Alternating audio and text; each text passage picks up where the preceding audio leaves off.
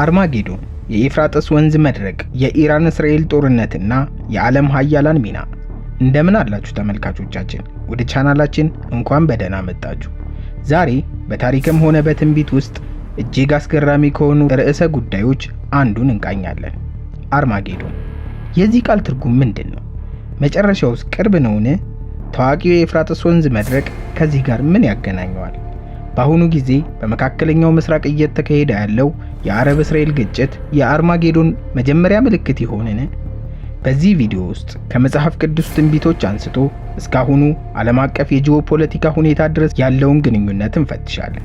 የአሜሪካና የቻይና ሚናስ ምንድን ነው? የምስራቅ ነገስታት የተባሉትስ እነማን ናቸው? እስከ መጨረሻው ከኛ ጋር ከቆያችሁ የአርማጌዶንን ጥልቅ ትርጉምና ከአሁኑ የዓለም ክስተቶች ጋር ያለውን ትስስር አብረን እንፈትሸዋለን። ይህን አስገራሚ ጉዞ አብራችሁን እንድትሄዱ እንጋብዛችኋለን። ቪዲዮውን ከመጀመራችሁ በፊት ላይክ፣ ሼር እና ሰብስክራይብ በማድረግ የደውል ምልክቱን መጫን እንዳትረሱ። ወደ ውስጥ ዘልቀን እንግባ። አርማጌዶን፣ የመጨረሻው ጦርነት ትርጉም እና ወቅታዊ ትንቢታዊ ትርጓሜዎች።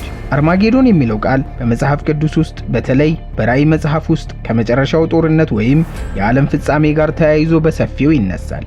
ይህ ቃል የመጣው ሃር ማጌዶን ከሚለው የዕብራይስጥ ቃል ሲሆን ትርጉሙም የመጊዶ ተራራ ማለት ነው። መጊዶ በጥንቷ እስራኤል ውስጥ የምትገኝ ታሪካዊ ከተማ ስትሆን ብዙ ወሳኝ ጦርነቶች ተካሂደውባታል። ሆኖም አርማጌዶን አንድ የተወሰነ የጂኦግራፊያዊ ቦታን ብቻ የሚያመለክት አይደለም። ይልቁንም ሁሉን ቻይ የሆነውን አምላክ ታላቅ የጦርነት ቀን የሚያመለክት ሲሆን በዚህ ጊዜ የዓለም ነገስታት ሁሉ ከአምላክ ጋር የመጨረሻውን ጦርነት ለማድረግ በአንድነት እንደሚሰበሰቡ ይገልጻል። ይህ ጦርነት በሰዎች መንግስትና በአምላክ መንግስት መካከል የሚደረግ ፍልሚያ ሲሆን ዋነኛው ዓላማው በምድር ላይ የመግዛት ስልጣን የማን እንደሆነ የሚወስን የመጨረሻ ፍልሚያም ነው። መጽሐፍ ቅዱስ እንደሚያመለክተው የአርማጌዶን ጦርነት የሚካሄደው የዓለም ነገስታት የአምላክን ሉዓላዊነት በመቃወማቸውና ምድርን በማበላሸታቸው ነው። በአርማጌዶን ጦርነት ላይ የሚዋጋው ማን ነው እና መቼስ ይካሄዳል? በራእይ መጽሐፍ መሰረት ኢየሱስ ክርስቶስ የሰማይ ሰራዊትን እየመራ በአምላክ ጠላቶች ላይ ድል ይቀዳጃል። የአምላክን ስልጣን የሚቃወሙና የማያከብሩ ሁሉ የአምላክ ጠላቶች ተብለው ይገለጻሉ።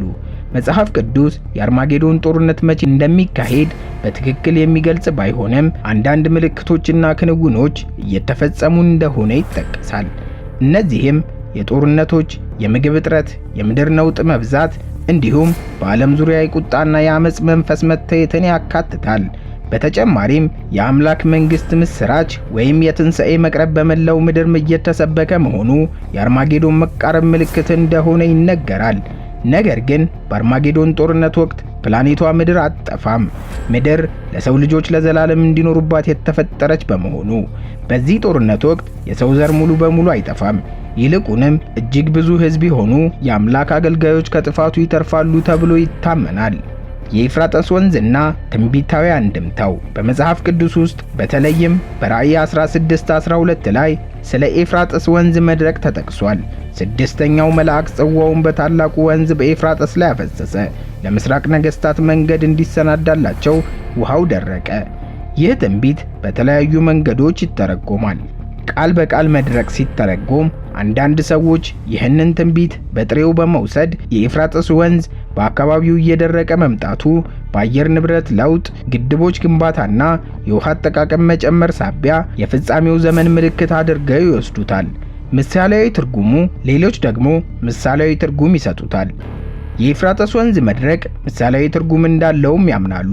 ወንዙ በጥንት ጊዜ የሮም ግዛትን ከጠላቶች ይከላከል እንደነበር ሁሉ መድረቁ ደግሞ የምስራቅ ነገስታት የሚባሉት ኃይሎች ምናልባትም ከኤስያ የሚመጡ ወታደራዊ ኃይሎች ወደ አርማጌዶን ጦርነት እንዲጓዙ የሚያግድ ምንም እንቅፋት እንደማይኖር ያመለክታል ብለው ያምናሉ።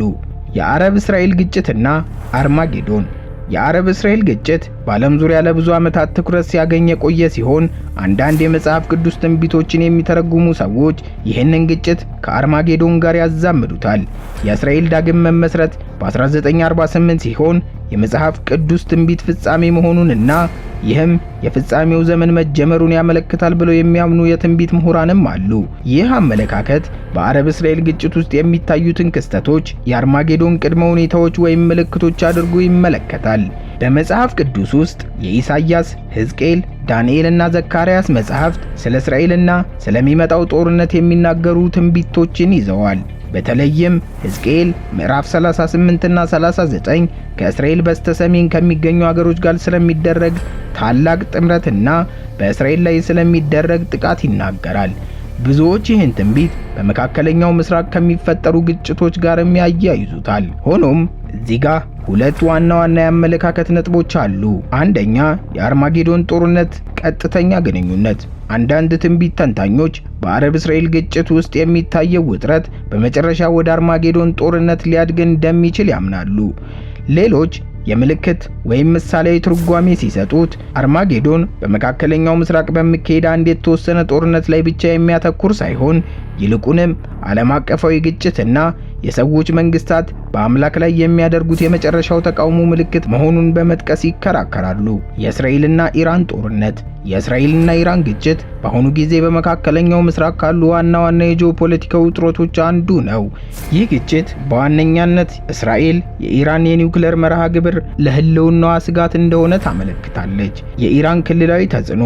ኢራን በየመን ሁቲ፣ በሶሪያ፣ በሊባኖስ ሂዝቦላህ እና በጋዛ ሐማስ ውስጥ ለሚገኙ የተለያዩ የክልል ታጣቂ ቡድኖች ድጋፍ ትሰጣለች።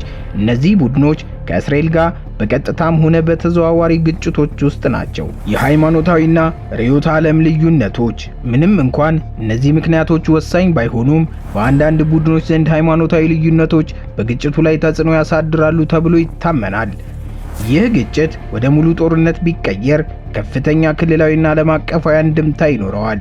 የአሜሪካና የቻይና ድጋፍ በጦርነቱ ላይ። የአሜሪካና የቻይና ሚና በእንደዚህ አይነት ግጭት ውስጥ ወሳኝ ይሆናል። የአሜሪካ ድጋፍ ለእስራኤል። አሜሪካ የእስራኤል ዋነኛ ወዳጅና አጋር ነች። እስራኤልን በወታደራዊ በገንዘብና በዲፕሎማሲያዊ መንገድ ትደግፋለች። በእስራኤልና በኢራን መካከል ግጭት ቢፈጠር አሜሪካ ለእስራኤል ከፍተኛ ድጋፍ እንደምታደርግ ይጠበቃል፣ ምናልባትም በቀጥታ ወታደራዊ ጣልቃ ገብነትን ጨምሮ። የቻይና ሚና። ቻይና ከኢራን ጋር ጠንካራ የኢኮኖሚ ግንኙነት አላት፣ በተለይም በነዳጅ ንግድ። ቻይና በአጠቃላይ በመካከለኛው ምስራቅ ግጭቶች ውስጥ በቀጥታ ከመግባት ትቆጠባለች። ሆኖም የቻይና ፍላጎት በክልሉ ሰላም እንዲኖርና የነዳጅ አቅርቦቷ እንዳይስተጓጎል ነው። በእስራኤልና በኢራን መካከል ሙሉ ጦርነት ቢፈጠር ቻይና ለኢራን ዲፕሎማሲያዊና ምናልባትም የኢኮኖሚ ድጋፍ ልታደርግ ትችላለች። ነገር ግን በቀጥታ ወታደራዊ ተሳትፎ የማድረግ እድሉ አነስተኛ ነው። የቻይና ፖሊሲ የሚያተኩረው የራሷን ኢኮኖሚያዊ ጥቅም ማስጠበቅ ላይ ስለሆነ። ግጭቶችና አተረጓጎሞች። የኤፍራጥስ መድረቅ፣ አርማጌዶን፣ የእስራኤል ኢራን ጦርነትና የአሜሪካና ቻይና ተሳትፎ ውስብስብ በሆነ መንገድ ሊተረጎም ይችላል። አንዳንድ ሰዎች እነዚህ ሁሉ ክስተቶች ወደ አርማጌዶን የሚያመሩ ምልክቶች ወይም ቅድመ ሁኔታዎች ናቸው ብለው ያምናሉ። ዓለም አቀፍ ግጭት። በእስራኤልና ኢራን መካከል የሚፈጠር ጦርነት ዓለም አቀፍ ኃይሎችን እንደ አሜሪካና ቻይና ያሉ ሊያካትት የሚችል ከሆነ ይህ ሁኔታ በአንዳንድ ትንቢታዊ ትርጓሜዎች ውስጥ አርማጌዶንን ሊያመለክት ይችላል።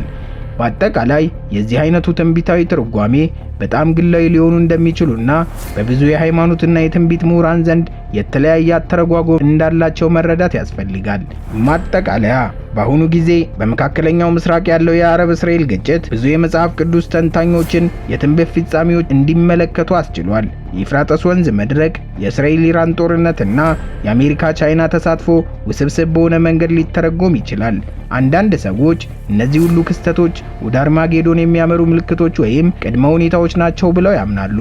የምስራቅ ነገስታት የሚለው ቃል ቻይናና ሌሎች የእስያ ሀያላን መንግስታትን ሊያመለክት ይችላል ተብሎም ይታሰባል።